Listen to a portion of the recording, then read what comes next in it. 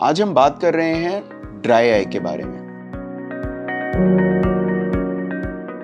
मैं डॉक्टर तुषार ग्रोवर हूँ, medical director at vision I centre. तो ड्राई आई एक बहुत ही इम्पॉर्टेंट कंडीशन है जिसमें कि हमारी आँखों को ठीक से नमी नहीं मिल पा रही होती। ये इसलिए हो सकता है क्योंकि आपके आंसू कम बन रहे हैं, या फिर आंसू आँख से बहुत जल्दी एवेपोरेट हो रहे हैं, या फिर इसलिए भी हो सकता है कि आपके आंसुओं की क्वालिटी ठीक नहीं है, जिसकी वजह से बहुत सारे सिम्टम्स होते हैं, बहुत सारी दिक्कतें होती हैं और ये बहुत कॉमन है और धीरे धीरे बढ़ता जा रहा है। तो क्या कारण होते हैं ड्राई आई के? सबसे कॉमनली जो कारण देखा जाता है वो होता है एक्सेसिव स्क्रीन यूज़।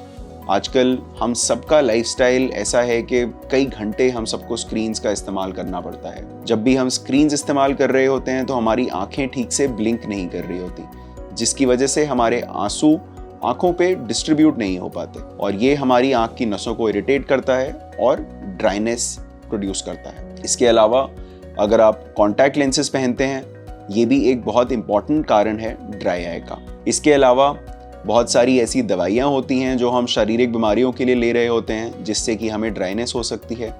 आँखों की भी कुछ ऐसी ड्रॉप्स होती हैं जैसे कि ग्लोकोमा की ड्रॉप्स, जिनसे ड्राई आई बनती है। प्लस अगर आपकी आँखों में कोई सर्जरी हुई है जैसे कि कैटरैक्ट सर्जरी, लेसिक सर्जरी, इन सब से भी आँखों की ड्राइनेस बढ़ सकती है। इन सब कारणों के अलावा एक इम्पॉर्टेंट फैक्टर एज भी है।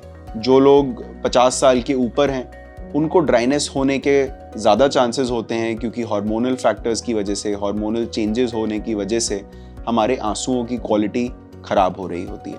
तो अब बात करते हैं कि ड्राइनेस के या ड्राई आइज़ के सिम्टम्स क्या होते हैं। सबसे कॉमनली हमें आँखों में जलन होना, चुभन होना, आँखों में किरकिरापन, भारीपन होना, ये सब चीज़ें बहुत कॉमन हैं। इसके अलावा हमें नज़र में भी कुछ दिक्कतें हो सकती हैं। हमारा विजन थोड़ा ब्लर हो सकता है, स्पेशली कुछ समय के लिए जब हम बहुत ज़्यादा स्क्रीन यूज़ कर रहे हैं, और जब हम आँखों को उसके बाद ब्लिंक करते हैं तो यूजुअली हमारी नज़र बेहतर हो जाती है।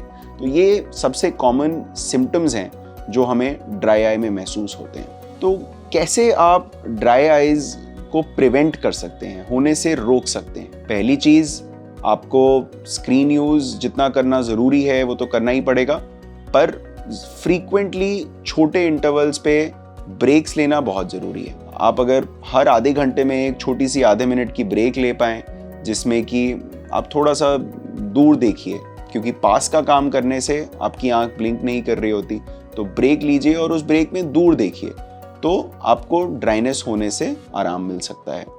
इसके अलावा आप अपनी डाइट अच्छी रखिए, पानी खूब पीजिए, आपको अपनी स्लीप साइकिल भी अच्छी रखनी चाहिए।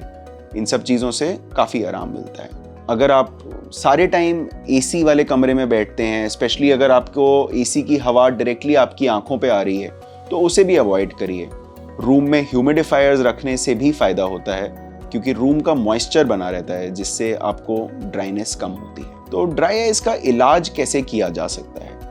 पहली बात, अगर आपको ये सारे सिम्टम्स हैं, आपको आँखों में चुभन, जलन, भारीपन महसूस होता है, काफ़ी आँखों में सूखापन महसूस होता है, तो आप अपने ऑफ्थल्मोलॉजिस्ट को ज़रूर दिखाइए, क्योंकि एक थरो इवैल्यूएशन होना बहुत इंपॉर्टेंट है, ताकि देखा जा सके कि आपकी ड्राइनेस कितनी सिवियर है और उसको ट्रीट किया जा सके।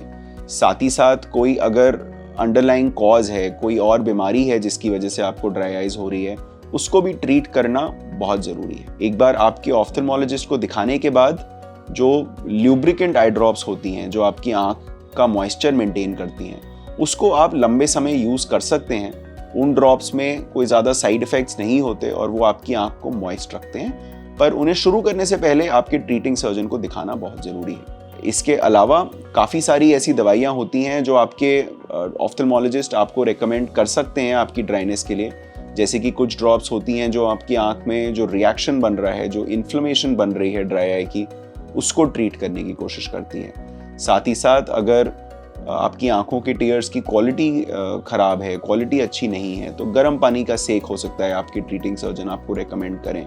और भी मोडालिटीज़ हैं जैसे कि पंक्टल प्लग्स, जैसे कि वेक्टर थर्मल पल्सेशन, बहुत सारे ट्रीटमेंट्स अवेलेबल हैं, पर हर इंसान के हर आँख की इंटेंसिटी ड्राइनेस की अलग है, हर इंसान की आँख की कंडीशन अलग है और उसके हिसाब से आपके ट्रीटिंग सर्जन डिसाइड करेंगे कि आपके लिए बेस्ट ट्रीटमेंट क्या है। तो अगर आपको ये सिम्टम्स हैं ड्राई आइज़ के तो ज़रूर आप अपने ट्रीटिंग सर्जन, अपने ऑफ्थल्मोलॉजिस्ट को दिखाइए ताकि वो आपको इसके लिए जो बेस्ट पॉसिबल ट्रीटमेंट है वो आपको रेकमेंड कर पाए।